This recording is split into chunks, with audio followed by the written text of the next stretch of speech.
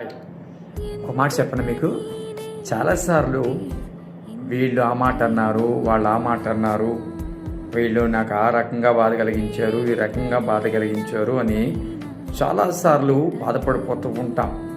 ఒక మాట చెప్పనా, కొన్నిసార్లు విమర్శకులు ఉండడం చాలా మంచిది, బాధ పెట్టేవాళ్ళు ఉండడం కూడా మంచిదే. ఎందుకంటారా, కొన్నిసార్లు విమర్శకులు ఉండడాన్ని బట్టే నువ్వు చేసే పని ఎలాగ చేస్తున్నావు అనే భయం నీకు ఉంటుంది, నువ్వు మాట్లాడే మాట ఎలా మాట్లాడుతున్నావు అనే భయం ఉంటుంది.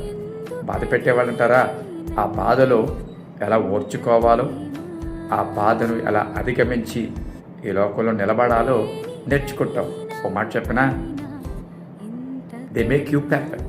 అవును, వాళ్ళు నువ్వు ప్యూరిఫై అవ్వడానికి, ఒక పర్ఫెక్ట్ పర్సన్గా, ఒక స్ట్రాంగ్ పర్సన్గా నువ్వు అవ్వడానికి, సమాజంలో బ్రతకడానికి ఇండైరెక్ట్గా నీకు హెల్ప్ చేస్తుంది ఎవరు తెలుసా?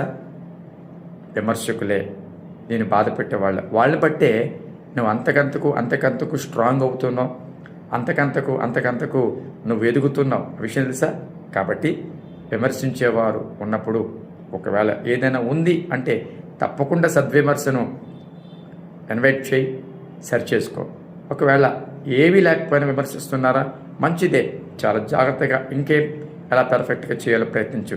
బాధ పెట్టేవాళ్ళు ఉన్నారా, అందరూ ఎలా స్ట్రాంగ్గా ఉండాలో, అనుభవాల నుంచి ఎలా ముందుకు నడిచి సక్సెస్ అవ్వాలో నేర్చుకో. రైట్? Thank you.